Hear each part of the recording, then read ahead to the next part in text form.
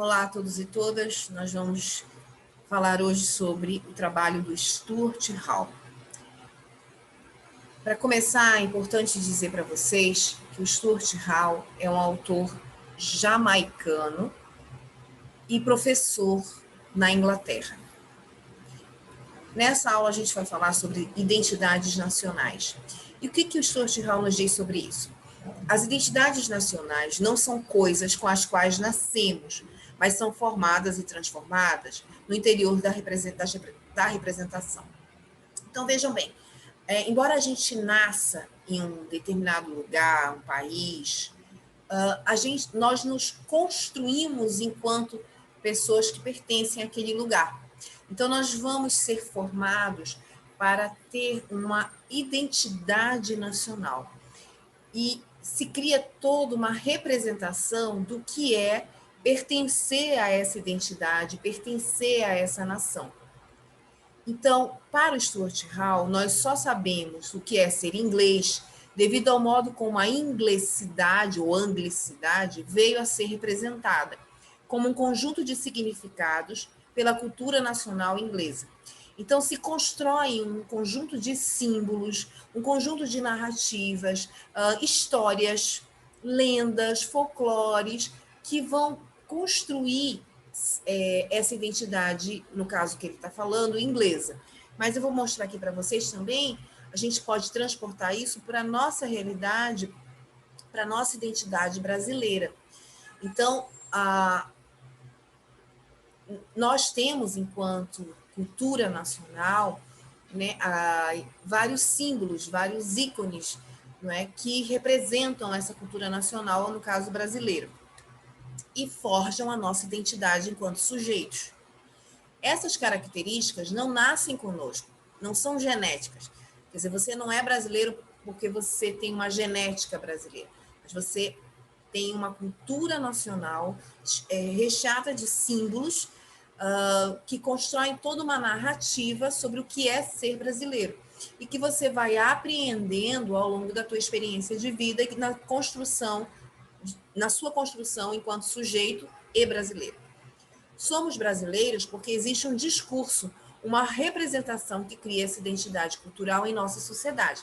Então, o carnaval, a bandeira, a seleção, o hino, né, algumas imagens, como a do Zé Carioca aqui retratada, e tantos outros símbolos e elementos que poderiam entrar aqui nesse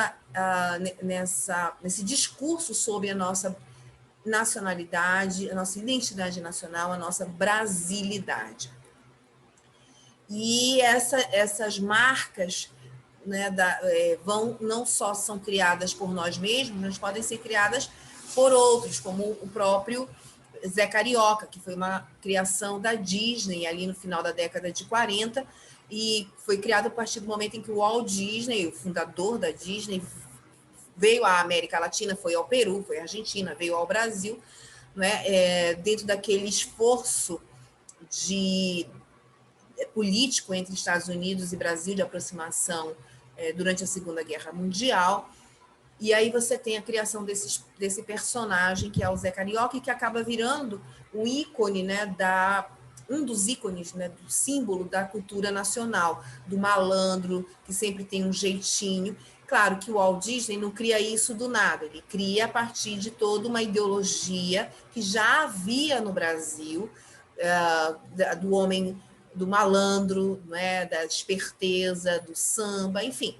Mas ele vai ressignificar esses símbolos e traduzi-los na figura do Zé Carioca. Então, o Stuart Hall vai mostrar que existem diversos dispositivos para criar essa identidade nacional. Não só no Brasil, em qualquer nação, em qualquer estado nacional. O Stuart Hall fala da Inglaterra, mas aqui no Brasil, por exemplo, a gente também tem os mesmos processos, ou pelo menos a estrutura dos mesmos processos que ocorreram na Inglaterra. Então, um dos dispositivos que o Stuart Hall trata é justamente o quê? Os padrões de alfabetização universais, uma única língua vernacular. Então, a primeira coisa que você tem que fazer para criar essa ideia de identidade é uniformizar, né? É padronizar, E uma das coisas que se padroniza é a língua. Então, todos têm que falar aquela língua. No caso do Brasil, a portuguesa. Porque aqui no Brasil havia vários grupos de etnias. Falava-se diversas línguas. E aí era necessário, então, homogeneizar. E a partir de criar todo um sistema de ensino, né, que oficializasse a língua portuguesa, né, e execrasse, subsumisse, eliminasse as demais línguas do ensino oficial do Brasil. Então, você tem aqui o artigo 250 da Constituição do Império, ou seja, logo que o Brasil se torna independente de Portugal, é preciso criar essa ideia de identidade nacional brasileira. E aí, um dos dispositivos para se criar essa identidade é a língua portuguesa, a oficialização da língua portuguesa e do ensino da história brasileira e da língua brasileira e da nossa nação. Haverá no Império, diz esse artigo, escolas primárias em cada termo, ginásio em cada comarca e universidade nos mais apropriados lugares. E o Dom Pedro, em 24, vai dizer o seguinte: a instrução primária é gratuita a todos os cidadãos, numa tentativa de homogeneizar o ensino da língua portuguesa, mas também o ensino da história dessa recém-formada nação, criando, então, uma educação formal, regular, com ensino regular de norte a sul do país, para uniformizar a língua, mas também uniformizar a cultura. E essa língua, no caso da língua portuguesa, se tornar a língua oficial do Brasil, a despeito de haver, naquele momento, diversas línguas circulando em território brasileiro. O Vargas, lá no Estado Novo, em 1930, né, vai proibir, a existência de escolas que não ensinem a língua portuguesa. Né? Vai proibir o ensino, escolas estrangeiras. Né? Ele vai proibir as escolas estrangeiras. Ele vai dizer que todas as escolas têm que ensinar o português, porque o português é a língua oficial do Brasil. Só pode ter diretor de escola português, professor português. Né? Então, ele vai eliminar legalmente, proibir a existência de escolas alemãs, italianas, né, japonesas, porque, vejam bem, houve no Brasil, no final do século XIX, início do XX, uma grande migração dos povos europeus para o território brasileiro. E as colônias europeias que aqui se formaram, colônia alemã, colônia japonesa, colônia italiana, criaram escolas para que os seus descendentes não perdessem, né, contato com a sua língua, com a sua cultura, com a sua história. Né? E nessas escolas falava-se a língua original, a língua nativa, o alemão, o italiano, o japonês. O Vargas proíbe, né, a partir de 38, a existência dessas escolas. E aqui, por exemplo, da repartição central da polícia, Delegacia de Polícia de São... eu não consigo ler aqui, gente, mas é do sul do país. É proibido falar os idiomas alemão, italiano e japonês. No Brasil, fala-se somente o português. Os infratores serão punidos com todo o rigor da lei. Aqui já é um jornal de Caxias do Sul, de 1942, que diz o seguinte: proibido falar em italiano, alemão e japonês em qualquer lugar público. Aqui, você está em plena Segunda Guerra Mundial, e aí o Brasil vai se aliar aos Estados Unidos, a França e a Inglaterra contra a Alemanha, a Itália e o Japão, daí também essa proibição. Né? Mas vejam como a língua, eu trouxe esse material para vocês, tanto do jornal quanto da polícia, né? Quanto essa proibição policial, porque para mostrar para vocês como a língua é importante, né? Como a língua é um fator fundamental de identidade nacional. Então, em momentos como esse de crise, de guerra, né, você proíbe imediatamente a língua, você proíbe as escolas estrangeiras, né, porque você como se fosse uma ameaça à cultura nacional, à identidade nacional. Então, a língua realmente ela é um dos principais dispositivos de construção da narrativa da nacionalidade de um país. Mas há outros. A história. Nós, historiadores, construímos também essa narrativa. né? A história e suas narrativas, seus heróis, seus monumentos, esse quadro, né, do Brasil, do Dom Pedro, gritando independência ou morte, instituindo a partir dali o Brasil independente, a nação brasileira, uma nova nação surgia, né? Então esse quadro, esse momento, ele é narrado pela história como um momento fundante da nacionalidade brasileira, da nação brasileira, do Brasil, né? E aí isso traz pintado em quadros como esse, esculpido, né, em estátuas como essa, monumentos, desculpa, como esse, que estão nas nossas praças até hoje, o Monumento da Independência, o Monumento da República, esse aqui é o Monumento da República, aqui da Praça da República, né? Os nossos heróis, o próprio Dom Pedro, o Tiradentes, né, que ele lutou pela liberdade da nossa nação, o jugo do Brasil em relação à metrópole portuguesa, enfim, toda uma narrativa que constrói a nossa história e nos permite, enquanto brasileiros, nos identificarmos com essa história e com a ideia de que existe um caráter de brasilidade, né, uma nação brasileira que se constrói a partir dessas narrativas historiográficas.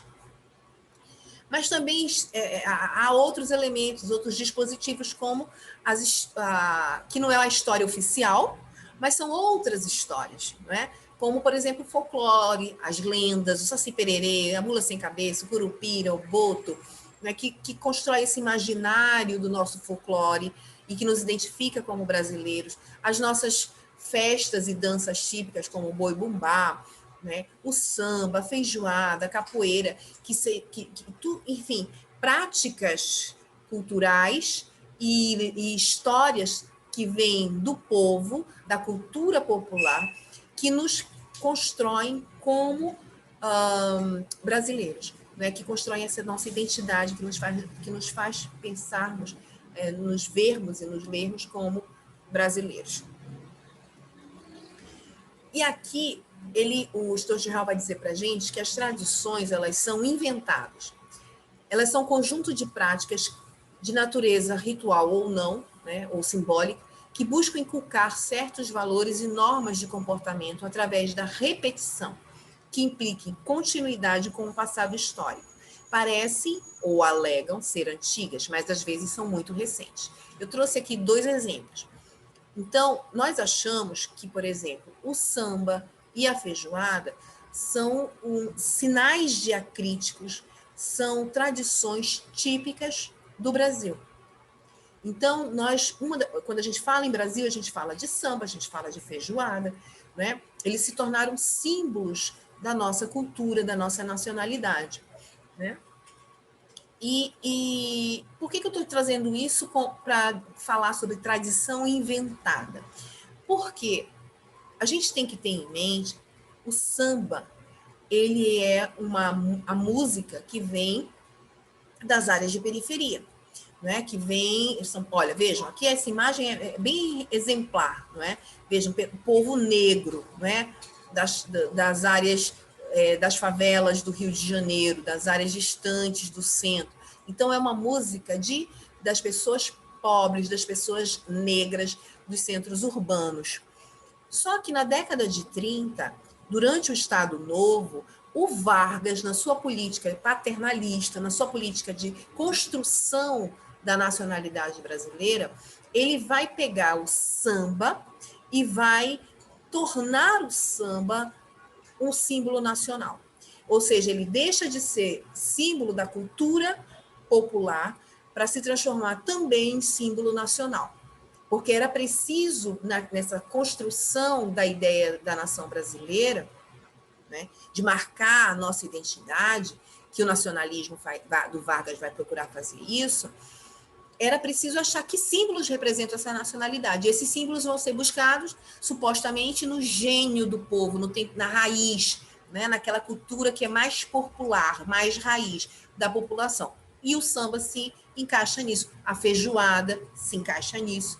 Então, eles deixam de ser símbolos símbolos populares, símbolos da periferia, do povo pobre, para se tornar símbolo nacional.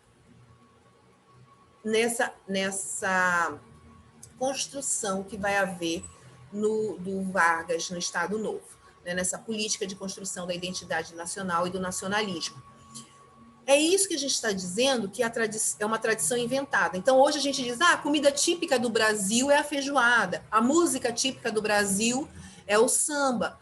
Mas a gente tem que entender que esses símbolos se tornaram típicos não, artificialmente. Não é que ser artificial aqui não no sentido de mentira, mas de construção. Eles foram construídos como símbolos nacionais. São tradições? São, mas foram tradições inventadas, criadas, né, dentro de jogos políticos, jogos de poder, certo? E aí você tem também outras tradições inventadas. Por exemplo, qual é a padroeira do Brasil? Nossa Senhora Aparecida. Só que Nossa Senhora Aparecida, ela é padroeira lá do sul do país, né? De Minas Gerais, do Rio, de São Paulo. O culto à Aparecida é muito forte nesses lugares.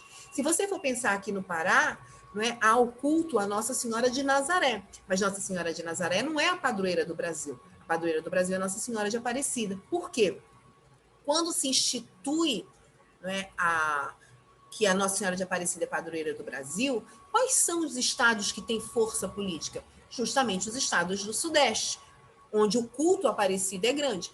E aí, Nossa Senhora de Aparecida, que era um símbolo da religiosidade desses estados sudestes, por eles terem força política, eles conseguiram fazer, e econômica, claro, eles conseguiram fazer de Aparecida, que era um símbolo regional deles, transformar em símbolo nacional. Não é? Mas isso não quer dizer que aqui no Pará a gente, tudo bem, você tem devotos de Nossa Senhora de Aparecida, mas a devoção a Nossa Senhora de Nazaré continua sendo a maior, claro, obviamente, né? Continua sendo muito mais forte que a devoção a Nossa Senhora de Aparecida. Contudo, a Nossa Senhora de Nazaré é um símbolo regional, faz parte da nossa identidade regional, mas não da nossa identidade enquanto nação brasileira.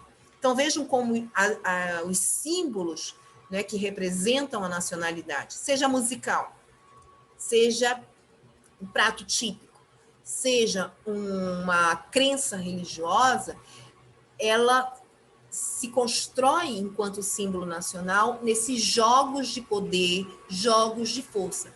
E nós, como historiadores, como cientistas sociais, a gente tem que entender como esses discursos se construíram, como esses símbolos se tornaram possíveis, né? E como esses símbolos se transformaram em símbolos nacionais. Como essa tradição, portanto, foi construída e inventada. Uma outra tradição, uma outra questão, outro dispositivo que o Stuart Hall fala é a ênfase nas origens e na continuidade, na intemporalidade. Então, fala-se de hábitos, de costumes, de rituais, de tradições, como se elas não tivessem tido um início, como se elas sempre tivessem sido assim, fosse algo imemorial, para sempre foi assim. Né? É como se não tivesse, justamente para esconder esses jogos de poder que eu falava há pouco, para esconder que aquilo ali foi fruto, não é, de relações políticas. Aquele símbolo se constrói dentro de mecanismos, né, de articulação política. Então, se você expõe isso, você fratura a identidade nacional. Né? Então, é preciso que se pense que esses símbolos existiam sempre, não é? Em toda a história daquela nação. Então, se constrói como uma atemporalidade, né? Como se não fosse algo que tem uma história com um início e meio. Né? Então, se constrói como se fosse atemporal, que sempre tivesse existido, justamente para não desvelar, né, a forma como aqueles símbolos vieram à tona como símbolos nacionais. Então, aqui eu trouxe, por exemplo, falando ainda de Brasil, o mito das três raças, que foi que diz que nós temos, né, a harmonia entre o português, o africano e o indígena. O mito das três raças subsume as outras culturas, não mostra que há várias formas de ser africano, vários grupos étnicos indígenas. Mesmo o português, você tem o português da elite, mas você também tem aquele português pobre, imigrante que chegou aqui no Brasil.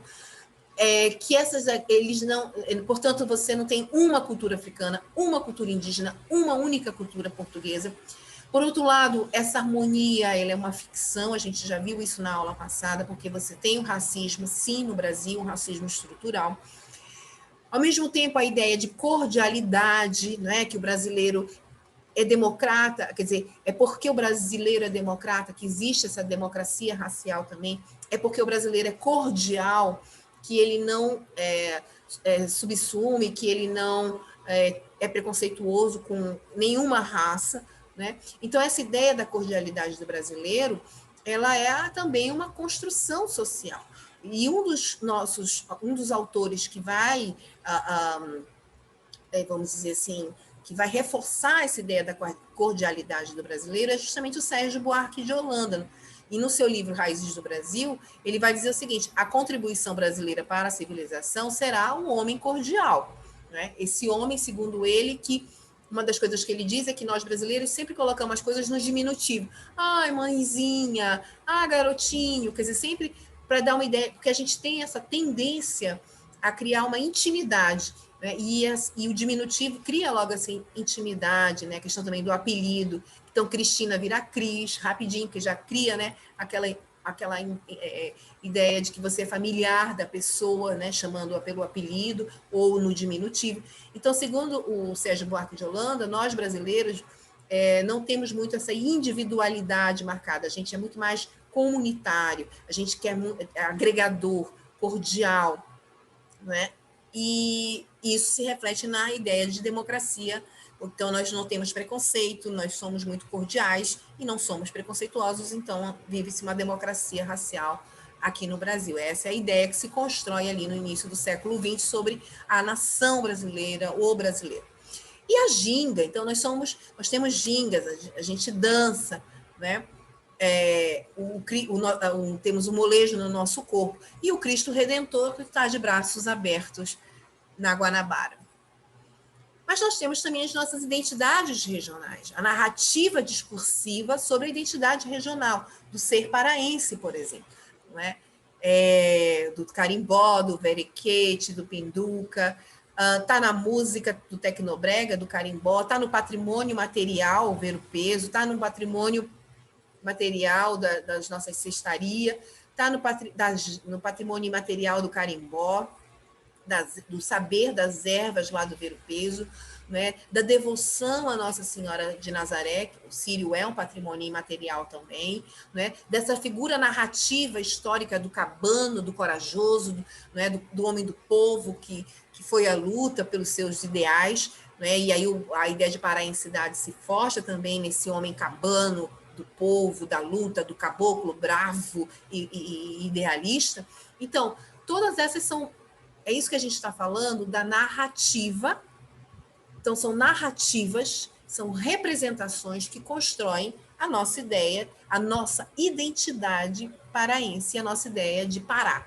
Né? Então, há a construção das identidades nacionais e os mesmos dispositivos, ou os dispositivos que funcionam para a construção da identidade nacional, muitas vezes também funcionam para a construção da identidade regional.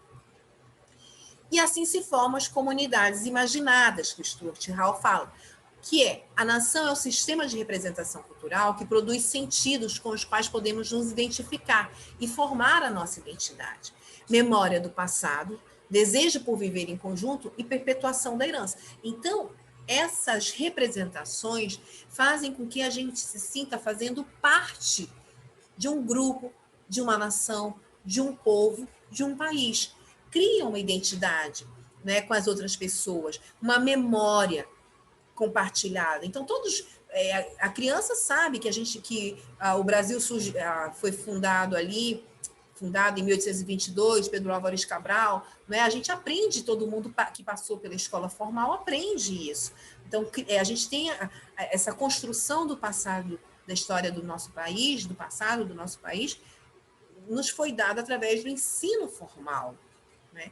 E a gente tem essa ideia de conjunto, né? De uma herança em comum, de valores em comuns. né? Então, o turista vem para o Brasil, a gente leva para comer uma feijoada, a gente leva para assistir uma roda de samba, uma roda de chorinho, né? A gente leva no Cristo Redentor, a gente vai falar das nossas lendas para ele, né? Vai mostrar os quadros do modernismo, enfim, esses vários símbolos que definem a nossa cultura.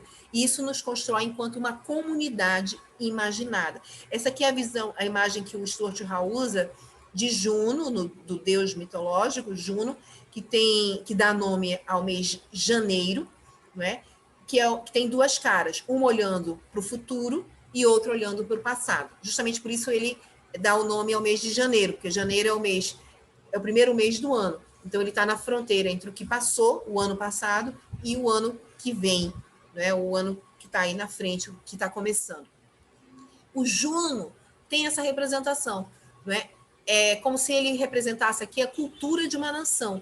Então, olhando para trás, tudo que aquela nação já viveu, mas sempre para consolidar essa nação mais para frente, né? Então, eu rememoro tudo que aquela nação viveu, todas as narrativas, todos os sinais diacríticos, tudo aquilo que forja a identidade daquela nação no passado, para fortalecer ainda mais os laços no presente, né? Olhando sempre para o presente. Então, a minha narrativa sobre a identidade nacional, a cultura nacional, ela fortalece os laços, desculpa, dessa comunidade no tempo presente. Então, eu me construo como brasileiro no tempo atual, muito em função dessa memória do tempo passado. Então, é sempre nessa fronteira que as identidades nacionais se forjam. Daí a imagem maravilhosa de Juno para representar a construção da identidade nacional com duas caras, não é? Bom, e aí o Stuart Hall, já no final do texto, vai dizer que essas culturas nacionais são discursos narrativos que têm contradições internas. Porque essas comunidades nacionais, essas comunidades imaginárias, elas não vivem na nação da mesma maneira, não têm os mesmos direitos e nem as mesmas representações, a mesma cultura, a mesma mentalidade, não é? Então, as pessoas da nação, elas têm lugares sociais bastante distintos e formas de lidar com a nacionalidade de maneira bastante distinta também. Então, as pessoas de uma nação, elas pertencem a classes sociais, a raça, etnicidade, gênero diferenciado. E a ideia de nação constrói uma identidade que anula e subordina essas diferenças. Então, você fala do brasileiro no geral, mas esse brasileiro, ele tem classe social. A maneira como o brasileiro da periferia, os direitos que esse brasileiro da periferia tem, a maneira como ele vive, com certeza é muito diferente do brasileiro desse condomínio aqui. Né? A cultura dessa periferia é diferente da cultura desse condomínio aqui. Claro, eu não estou falando de cultura de massa, tá? Então, há várias desigualdades sociais no país. Então, quando você fala de brasileiro, você subsume essas desigualdades, você anula essas desigualdades. É como se todo mundo fosse igual, né? Tivesse a mesma identidade e fosse igual. Não houvesse diferença, nem na condição social e nem na cultura dessas pessoas internamente no Brasil.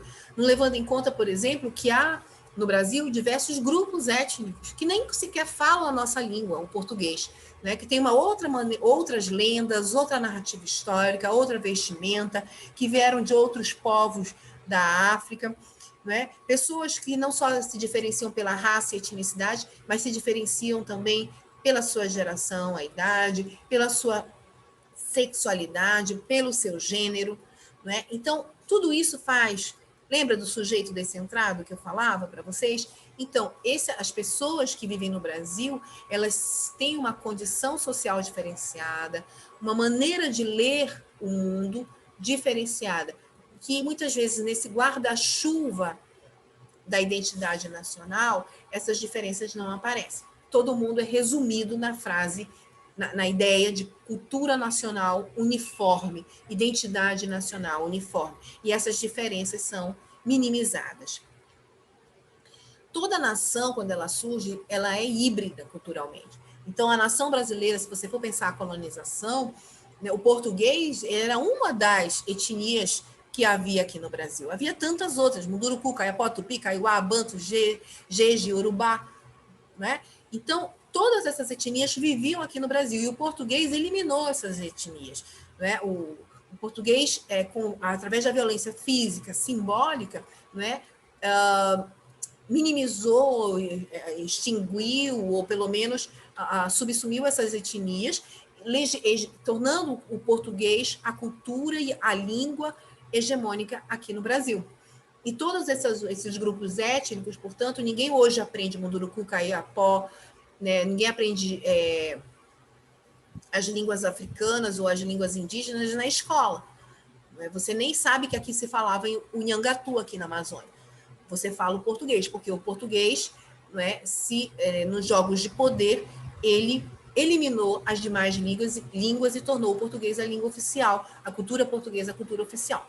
Claro, gente, por isso que o Stuart Hall diz para a gente o seguinte: toda nação, isso aconteceu no Brasil, mas aconteceu em diversas outras nações. Na Inglaterra, ele diz que os ingleses acabaram incorporando e tendo uma postura imperialista em relação aos irlandeses, em relação aos escoceses. Né? Então, toda nação moderna ela vai se formar eliminando outras nações, se sobrepondo a outras nações, tornando-se hegemônica sobre outras nações. E aí, só que as tensões continuam lá dentro. Os povos indígenas resistem, continuam aqui, não é? Os povos africanos resistem, continuam com a cultura africana aqui no Brasil. Então, a despeito de uma das etnias se legitimar sobre as outras continuam existindo e resistindo. Né? E isso mostra o quê? Isso nos mostra, o que o Stuart Hall diz, as tensões.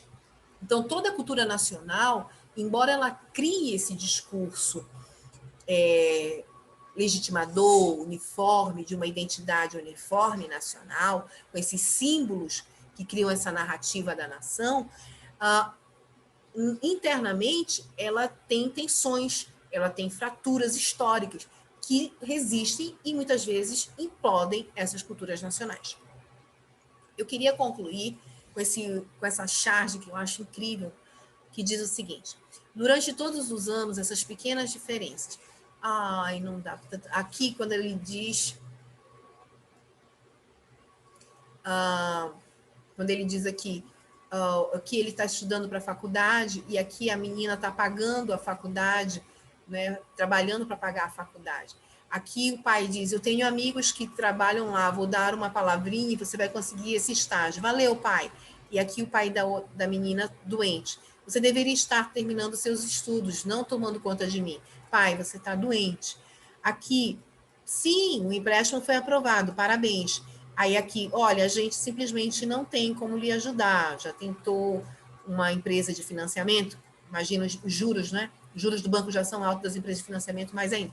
Então, essa charge, eu queria falar dela, porque essa charge mostra bem que todos esses personagens aqui podem ser brasileiros, mas eles estão em condições sociais diferenciadas e embora eles possam, todos eles ter, né, essa identidade nacional, mas eles vivem essa identidade nacional de forma diferenciada. Então, a sua ideia de cultura nacional também é diferenciada, né? Também pode ser diferenciada. E essa ideia, e aquilo que a gente constrói como sendo desse símbolo da brasilidade, né? Embora a gente ache que a sambarca todos os brasileiros, é um grande mito, porque, na verdade, os brasileiros não são iguais, os brasileiros têm condições sociais, gênero, etnias e raças diferenciadas, e isso se reflete na maneira de viver essa brasilidade, essa cultura nacional, essa identidade nacional, que não é igual para todos. Bom, por isso que o Stuart Hall vai dizer para a gente que toda narrativa sobre a identidade nacional, ela é sempre uma construção, uma ideia de identidade que se constrói através dos dispositivos da língua, da história, da cultura, do folclore, que subsume, que elimina as diferenças internas de classe, de raça, de etnicidade, de gênero e de sexualidade. Certo? Espero ter ajudado com a discussão do texto da Stuart Hall. Um abraço.